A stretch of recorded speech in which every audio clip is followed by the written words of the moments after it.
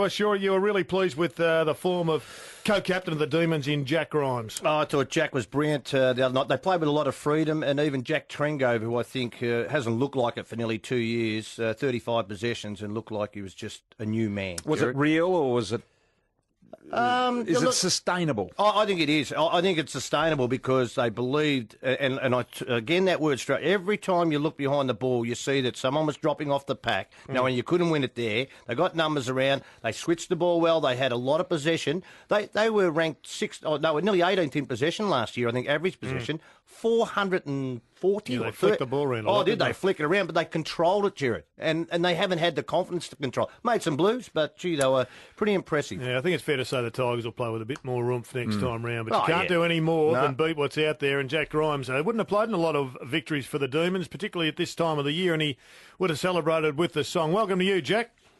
Thanks a lot for having me, guys. It's great to have you on board. It hasn't been too often we've been able to get on board the wagon and join in the celebration, but it was a very impressive opener. Yeah, look, it was. It was.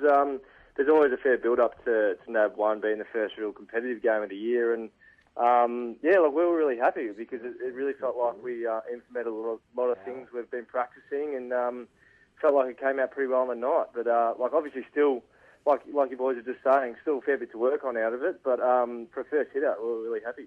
And you went in essentially with, I reckon, 80% of your starting lineup in the forward line not playing. So it's going to be, I guess, a great challenge to see how it works when you've got taller marking targets rather than, I guess, the floaters that you had there over the weekend.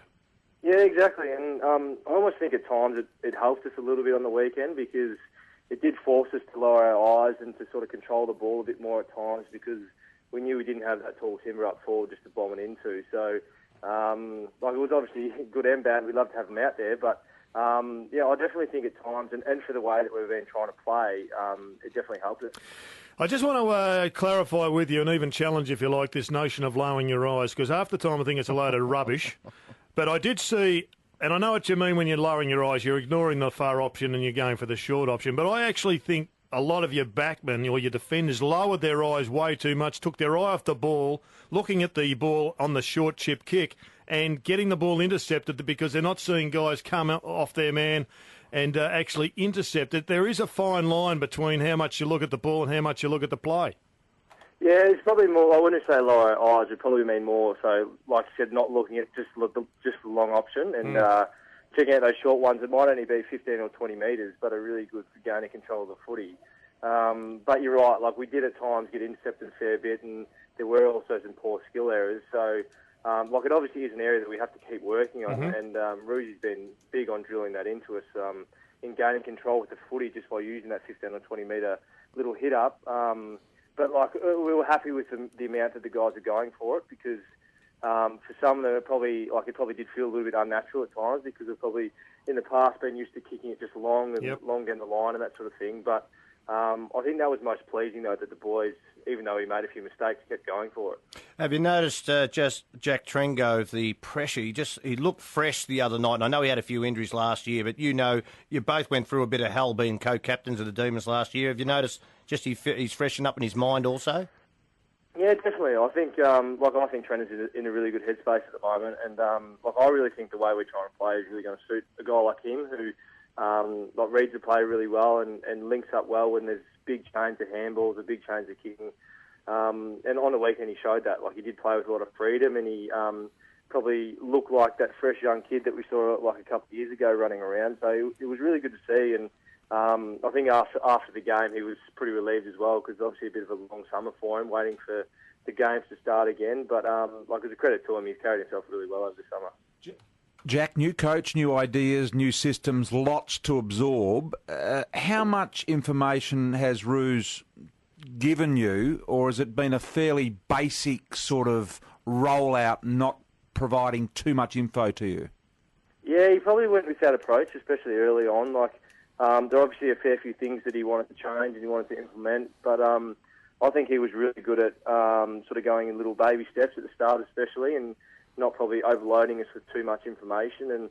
And at training, we did work on a lot of breakdown drills early on, and probably at times seemed like we were doing very, very simple drills, but he really wanted to drill at home that, of how much importance he placed on those simple things. Like maybe something like tackling one week, and we'll do a lot of tackling drills and a lot of technique stuff on tackling that may seem really basic, but I think was really good in drilling home exactly how important he sees them. And then when, like after Christmas, you got more into the game like scenarios and game like drills where I guess we tried to put all the basic things together and implement them all at once, because it's always different once you get out into a game like situation. So, well, I think it was really good the way he implemented them in sort of steps and didn't try to just throw it all on at once, because it probably would have been a little bit overwhelming.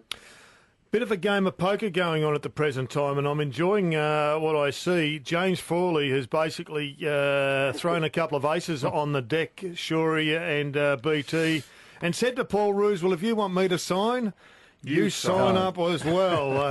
It's a legitimate, fair question. Yeah, I enjoyed that. How are you dealing with that sort of open warfare or open politics, if you like, down at the club?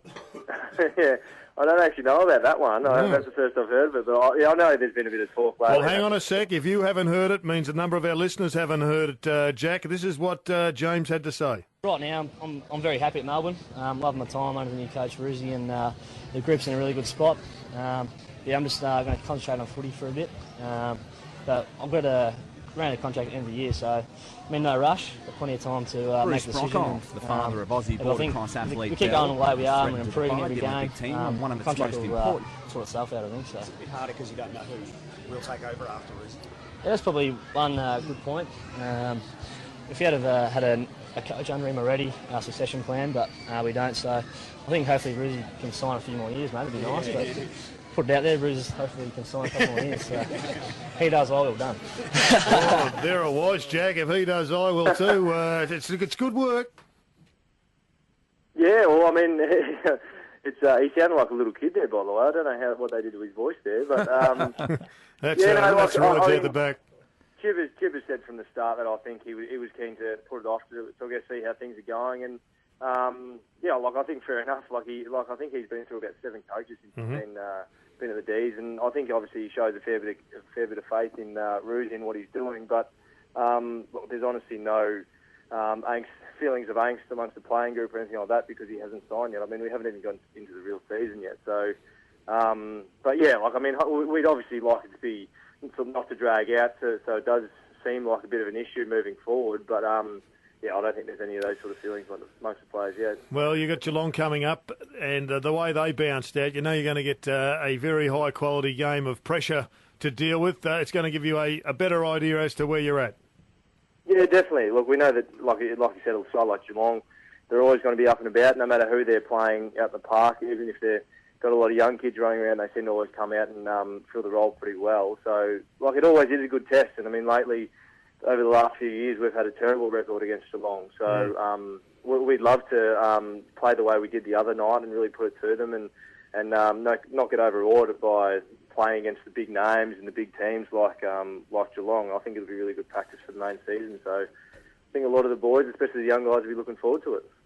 Good on you, Jack. Congratulations on the start. It was pretty impressive. A long way to go until the end of the pre-season, just to put a point on it. But you can't do more than you did on the weekend. Good luck for the rest of it.